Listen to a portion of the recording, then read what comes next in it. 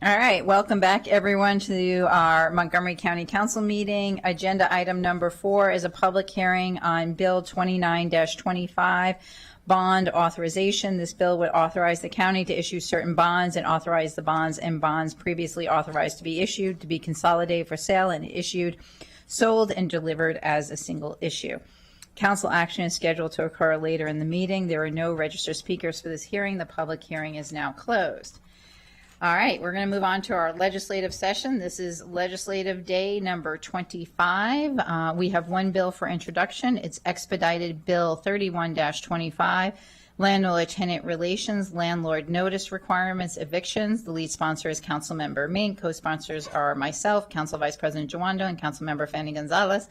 A public hearing is scheduled for October 28th, 2025 at 1:30 p.m. I will call on Councilmember Mink as the lead sponsor of the bill. Thank you very much. So this bill was enabled by a state law which just took effect on October 1st. HB 767 already requires landlords across the state to notify tenants 6 days prior to the day of an eviction being executed by the sheriff's office. And the law also allows for local jurisdictions to extend that up to 14 days. So these new requirements give tenants certainty, enable them to make firm plans for their belongings and their next steps for housing, and provide a window for government and nonprofit partners to provide assistance. And I'll say that I've personally seen how this will look on the ground, increased communication between the sheriff's office and HHS. That effectively allowed for, included many tenants knowing about their impending eviction dates in advance, resulted in hundreds of individuals in my district to have their situations remedied prior to that knock on the door, which was a benefit, obviously, to everyone all the way around. So by providing these 2 weeks notice, this will allow, countywide, this will allow residents that time to prepare so we can extend those benefits to everyone. So thank you so much to Council President Stewart, Council Vice President Jawando, and Councilmember Fanny Gonzalez for your co-sponsorship, and I will yield. Great. Thank you very much. Ms. Wellens, anything to add? Nothing to add. Thank you, Madam President. Thank you so much. I have Councilmember Alvarez. Thank you. I'd like to be added as a co-sponsor. Perfect. All right. Councilmember Lukey. And I'd like to also be added as a co-sponsor. All right. Councilmember Sales. I also would like to be added as a co-sponsor. Thank you to Councilmember Mink for introducing. Great. Thank you very much. All right. This bill is introduced. Next, we have a call for bills for final reading. There is one bill for final reading today, and that's expedited bill 29-25, bond authorization. And Mr. Anbiner, I will turn it over to you.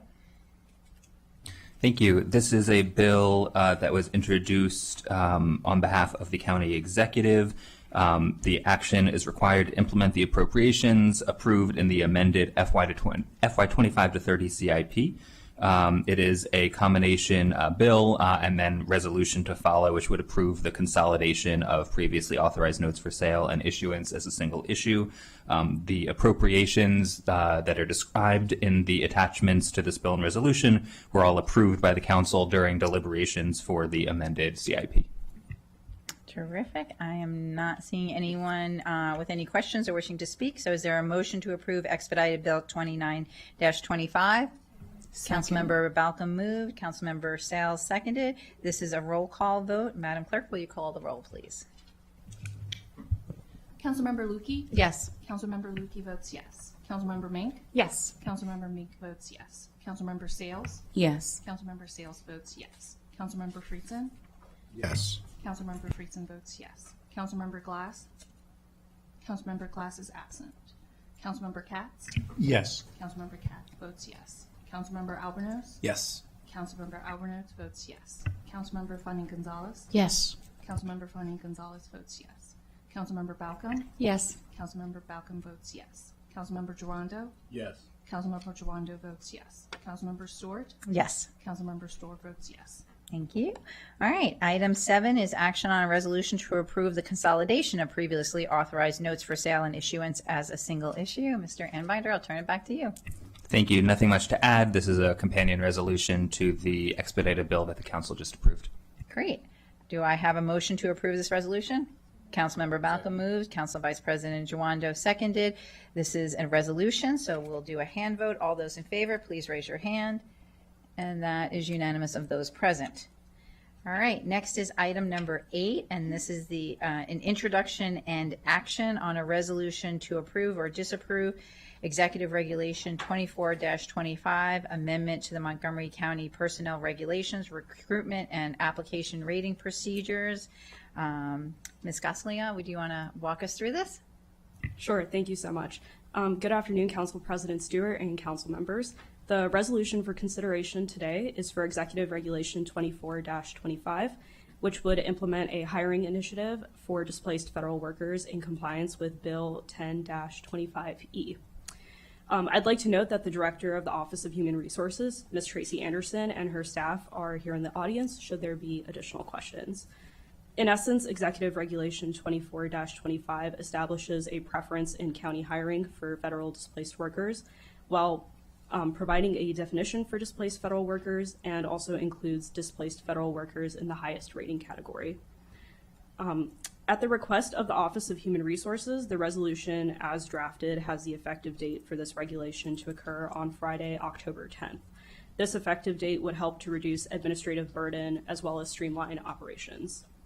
And lastly, for situational awareness, a supplemental appropriation in the amount of $180,000 is expected to be transmitted at a future date.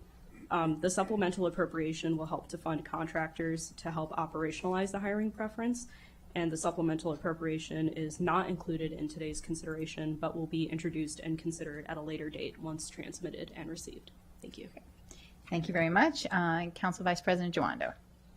Thank you, Madam President. I'll be brief. I'm really excited that we're here today, and I want to thank Director Anderson and her team for working on this expeditiously, and for every council member on the dais for supporting this. It sends a loud message, especially while the government's closed, that we value federal workers and the work that they do. And being the county with the most federal workers in the state, we've done a lot of things. We're going to do more things later this week with our partners at WorkSource Montgomery. But this is saying that we know that you're working hard, you're adding value, and we want you to know that if there's a right fit for you here, that you're going to get strong consideration from our team. So just really thank you to my colleagues. Thank you to the HR department. I'm really excited that we're going to move this forward and get it going starting Friday. Thank you, Madam President. Terrific. All right. With that, do I have a motion to approve this resolution? So moved. Council Vice President Joando moved. Do I have a second? Council Member Sales seconded. Council Member Sales, did you want to speak to this or? No. Okay. All right. All those in favor of the resolution, please raise your hand. And that is unanimous of those present. And also just thank you very much to our staff for the packet and reviewing the regulations. And also thank you to our HR department for their excellent work. So thank you very much. All right. With that, we're moving forward. All right. Next on our agenda are interviews for council appointment to the Human Trafficking Prevention Committee. And we're a little early, but we're very thankful that the two folks we're here to interview are here, so you can come on down. The goals of the Human Trafficking Prevention Committee are to increase the identification and prosecution of all parties supporting the organized crime of human trafficking, the elimination of human trafficking, and to improve identification of and services for human trafficking victims. I want to take this moment to note that Councilmember Lukey serves as the council's non-voting representative on this incredibly important committee. And with us today, we have two candidates, Nalini Close and Lily Kozima, two candidates for this position, and we're thankful that you are here today. I have a few questions to ask you, and then I'm going to open up the floor to my colleagues. First, Ms. Close, we'll start with you. If you can describe your understanding of the Human Trafficking Prevention Committee's purpose and function, in what ways does your background prepare you to serve as a voting member? Well, thank you very much for this opportunity. This is an issue that's very, very important to me personally, and I've had the benefit of working a little bit on this matter in my professional life. My understanding of the committee is to help eradicate human trafficking within the county and to inform the council on areas where the council could play an active role towards that goal. based on the research I've done, there are 3 subcommittees to the council. I presume, I mean, to the council, to the committee. And I'm sure that those subcommittees provide expertise that gets filtered up. In terms of my own background and why I think I'm a good candidate for this position is, like I said, this is an issue that's deeply, deeply important to me personally. Victims need a voice, and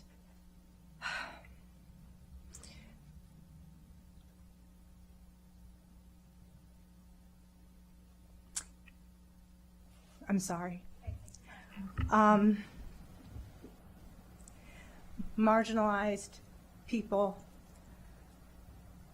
with vulnerabilities are oftentimes targeted for this sort of crime. And this crime is made up potentially of smaller crimes. We've got sexual violence, we've got forced labor, and oftentimes domestic violence as well. I grew up in Olney in the 1970s. Olney at that time is not what Olney is today. It was not very diverse. I did not look like other people. I was born in the US, but English was not my first language. There was not a lot of community support. There was not a lot of support in the school system, and I had to navigate that. I'm stronger for navigating those challenges, but I did face difficulties along the way that have shaped what I am interested in doing as an adult.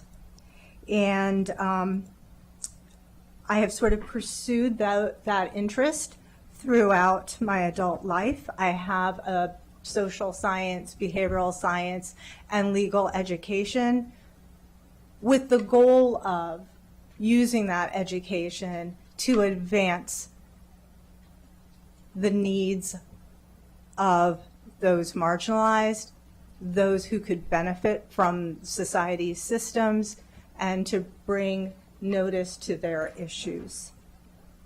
I've had the benefit for the last several decades of working at the U.S. Department of Labor. Personally, I think it's the most important cabinet agency. Labor touches people from before they are born until they are dead.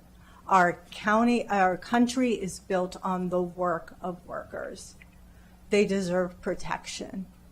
And within that broad category of workers, there are significant populations that have not been historically served.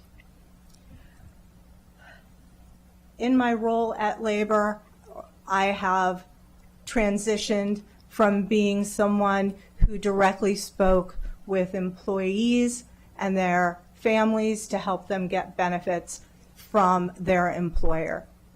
I have written regs, and to do that, I have needed to understand the regulated community. That includes businesses, that also includes workers, that includes job seekers. So I have developed sort of an ability to understand the context in which the Labor Department operates. I was then very, very fortunate to have a career position, and my entire federal service has been career, to work for the Secretary of Labor through various presidential administrations. I have been able to provide advice, regardless of party, to the Secretary, which is a politically appointed position. In my role in the Office of the Secretary, I had a portfolio of agencies. I needed to understand the specific subject areas of those agencies, be able to synthesize that information, look for commonalities across the department, and provide consolidated advice to the Secretary. Throughout my tenure, I've had the ability to work on human trafficking periodically. Labor isn't the first place you think of necessarily when you think of human trafficking. But labor plays and can play a very important role in human trafficking. Oftentimes, labor inspectors are the first people at a job site because there has been a claim of unsafe workplace or a migrant issue or a back wage issue. And our inspectors are trained in the statutory provisions for which they are inspectors. Human trafficking isn't often one of those areas. So in my role throughout my career, I have served on various committees at the Labor Department where we've looked at human trafficking and what can we do. The Labor Department partners with organizations, but also other federal agencies, Department of State, DHS, USAID. Anyway. So, first we had to figure out what can we do in human trafficking. And my career, like I said, spans decades. So this isn't recent. This is over a period of time. And what role can labor play? So earlier in my career, I served on a committee where we looked at the Bureau of International Labor and where could we tweak our work. And we developed a new reporting and monitoring tool. It was targeted to labor's purview, which is forced labor, specifically children. But there's touches there to human trafficking. Later in my career, I served on the enforcement working group, and the purpose of that group was to look across DOL's agencies, to leverage what specific agencies were doing and have them transition across. So what will a wage and hour inspector see, and how can we translate that to a safety and health inspector? And what are the criteria that they should be keeping their eyes on with regard to trafficking? And so some of the key deliverables there were to learn from one another, and our wage and hour inspectors and their experiences with migrant workers really came into play and developed here are some telltale signs that could indicate trafficking. And then what do we do once we see that, right? And so the labor inspectors knew that they would have to contact local authorities or DHS. And then even later in my career, where I was in a subject matter agency, looked at job training resources for victims, and then looked for what the inspectors in my specific agency could do. This was in mine safety and health, and maybe there wouldn't be so much trafficking issues in a coal mine, but potentially in a metal, non-metal mine. And what should they be on the lookout for? I would share that information. I would collect any work we've done. I would report back to the larger committee.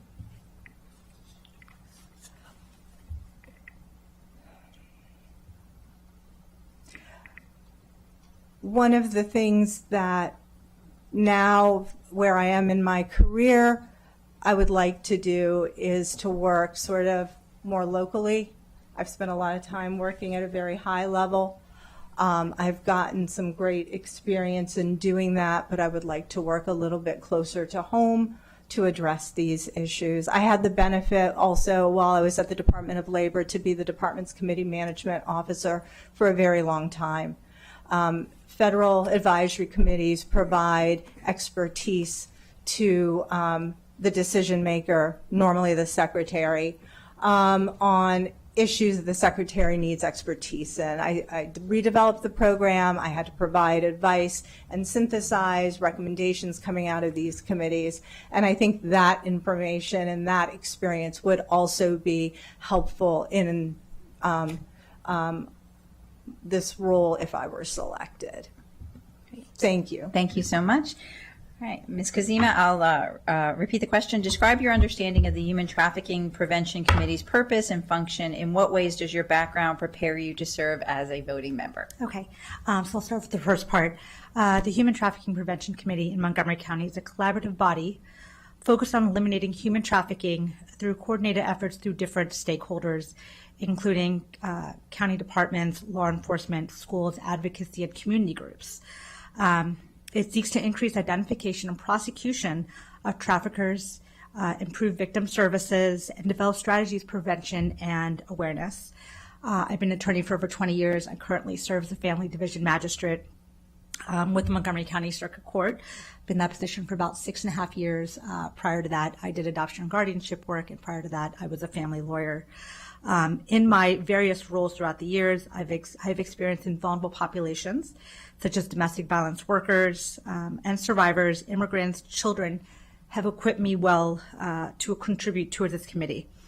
I work extensively with trauma-informed processes and have professional experience with special immigrant juvenile status cases, which, as some of you know, align very closely with victim populations that the community supports. And I invite each and every one of you to come to one of my hearings. Councilmember Lutke has visited my hearing during one of them. So if you'd like to come, please let my office know, and I'll happy to have you come and meet some of these families that come before me. Additionally, I've experienced collaborating across multiple agencies and disciplines, which directly support the committee's requirement for teamwork and integration coordination.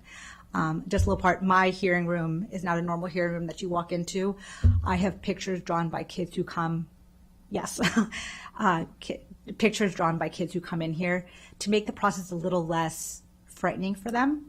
I found that kids who are not listening when they're drawing me a picture. They can draw the picture, put it up anywhere they want in my hearing room. I have drawings covering my entire hearing room. I hope that the chief judge does not admonish me for that, but I have hearing. It gives a story to every single child who's come through there about what they've been through and recognizing them, and it made a positive experience for them. And they can take their crayon and color pencils home with them, and I give them swag if I have any, like from the sheriff's department if they want to be a police officer. I give them that sort of thing. So that's my answer. Thank you. Thank you so much. My second question, which I think both of you touched upon a little bit, but we'll drill down some more. The committee requires voting members to be associated with organizations addressing human trafficking or to have a direct interest in the issue, as well as representatives from various county departments and organizations. What is your experience working with diverse groups and different agencies? And Ms. Kazima, we'll start with you first. Okay, thank you. Throughout my career, as I've mentioned, I've worked with a wide range of stakeholders, including law enforcement, social service providers, health departments, courts and community advocacy groups. I've served on multiple judicial and communities that necessitate coordination across these different disciplines and agencies to resolve complex family and social issues. I've also chaired several subcommittees and facilitated collaboration among legal, social, and health professionals. Throughout all the experiences have taught me to build consensus and foster partnerships between these different organizations with these different missions and cultures, which is essential, I believe, to this committee's work in human trafficking prevention and response. Thank you. Great, thank you. Ms. Close? Thank you. So throughout my career, I've had to work with diverse groups, diverse populations, and diverse entities. But I've also had to work with federal partners, state partners, local partners. And not all of those interactions have gone smoothly, but I am a coalition builder. I can advocate for a cause, and I can negotiate a common result. What I find is, and what I have found is that oftentimes we want the same things, we just don't say it the way that others will understand, and sometimes just taking a step back and thinking moves things forward. So in terms of my experience with groups and agencies, I talked about some federal partners. within the Department of Labor, all of the agencies I've worked with at various times to build consensus towards a common goal. And then within the larger federal government, USAID, DHS, common partners. With regard to my committee work, there was a lot of back and forth with GSA, so building coalitions there. In my role as an advisor to the secretary, although I was carrying forward priorities that were not mine, they were my boss's, I was often the messenger that was met with resistance. So when I talk about coalition building, it was not easy. It was difficult. The people we serve are very diverse. They run the gamut of people within the United States, depending on the priorities of the administration at the time. Our work would be heavily focused on underserved communities and needed to understand the sort of issues on the ground there. In my own personal life,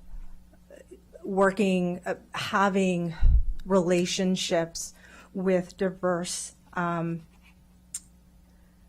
groups is something that's just the way my life is. It's very much my inner circle.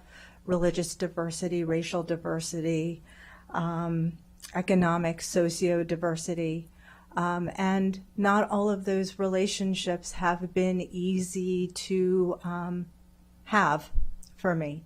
And I've had to do some negotiating and navigating to have those relationships. I am of Indian heritage. My husband couldn't be more of an Englishman. So my grandparents were actively involved in the Indian independence movement. Bringing my future husband home was weird. There was a lot of silence. And, we're one big happy family now, but diversity is just the way life is. We're all stronger for it. Thank you. Thank you. Thank you, Ms. Close. The next question is, continuing with the committee's focus areas, how would you, if appointed, position this role to address racial equity and social justice issues? And Ms. Close, we'll start with you. I would like to build more awareness of the committee. I happened to read about this opportunity in a local newspaper. I've seen the ads on the buses with regard to human trafficking, and I have seen posters in bathrooms and bus stations. I don't think, and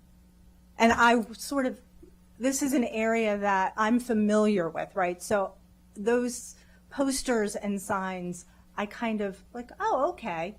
I don't know whether people who are not in this space would see those things and understand what they are. So I would like to build better awareness so that maybe more collectively as a society, we could target and eradicate this. This is oftentimes a very hidden crime, and the more light that is shed, I think the more likely we are as a society to eradicate it. So whether it's collaborating better with businesses or with our sister counties, we're not that far from Virginia, DC, whether there's more we can leverage from one another there, I would like to explore that. One area that I found both in my federal work and what I feel like I see here in the county is there's not enough effort put, and it's a very difficult issue to target, is the shame victims may feel as a result of being victims. And, I don't think we see that so much with more, I hate to use the word traditional crimes, but if somebody gets robbed, I don't think that there's necessarily that same level of shame, but these are crimes, and the victims oftentimes feel a deep level of shame that is hard to overcome. And how do we attack that? How do we address that so that they can become more productive members, not of just for themselves, but for the larger community? So I would like to work on that issue as well. Thank you. Thank you. Ms. Kazima, continuing with the committee's focus areas, how would you, if appointed, position this role to address racial equity and social justice issues? So racial equity and social justice are core elements in any anti-trafficking effort. Given the disproportionate impact on trafficking has on the marginalized and immigrant communities, I too was born of immigrant parents. I was born here in Washington, D.C., spent most of my life in Montgomery County. I believe I actually lived down the street from Councilmember Elbenar's. We went to Whitman together. I would advocate, go Vikings. I would advocate for using data to identify racial disparities in victim identification access to services, ensuring outreach strategies are culturally and linguistically appropriate. One thing that I found that the Administrative Office of the Courts has done is a lot of our forms are in different languages. We are not just all English speaking here. When I ran the guardianship program for the Circuit Court, we have an orientation program that you have to do beforehand, and we had in 7 different languages. And you could just click on the link, and it would all be different languages. That's something that I think that we could reach out to communities and offer those services, because not everyone speaks English, not everyone speaks Spanish. So my own experience as a child of Iranian immigrants and working across language barriers informs my commitment to culturally competent services. I'm fluent in Farsi. I had to be. When I grew up, English was not my first language either. I lived with my extended family, and in order to communicate with my grandmother, English was not an option. And I've learned Spanish through my special immigrant juvenile status. I have some working knowledge of French, although it's not as good as it used to be. But I would support the policies that address the systematic barriers and promote equitable resource distribution to all survivors and receive effective support. My background, again, in trauma-informed legal services and work on the Racial Justice Council with the Montgomery County Bar Association have embedded strong understanding of these issues. Thank you.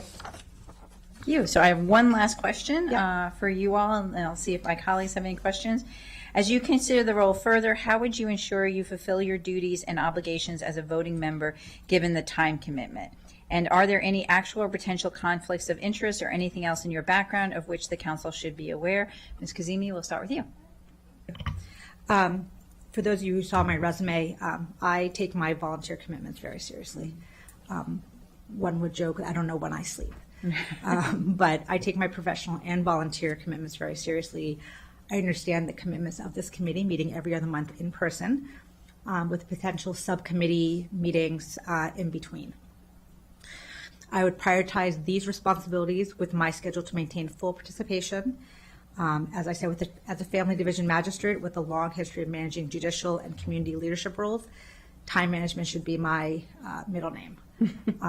Working through law school, I worked a job while I was in law school, and I managed to do all that. And it's all about time management and making sure that every commitment that I have is getting my full support, and I'm not doing other things at the same time that's taking me away from that. I don't believe there are any known conflicts that I'm aware of related to this appointment. I'm committed to transparency and would promptly disclose any affiliation should a conflict arise. My focus is contributing thoughtfully, consistently to advocate the committee's mission. I'm also on the Administrative Office of the Court's Subcommittee on Human Trafficking throughout the state. So we meet with our state stakeholders in identifying human trafficking throughout the state, whether it come to the elderly, for benefit trafficking, which is with the baby boomer generation is becoming more and more problematic. And I also, every month, take an immigration trafficking class webinar that takes place from 3 to 4 on Tuesdays if my docket provides. So if my docket is done early, I'll be able to jump on that. But if I'm unable to make it, I just watch it later, because I think the immigrant community are really where we're seeing a lot of the trafficking taking place.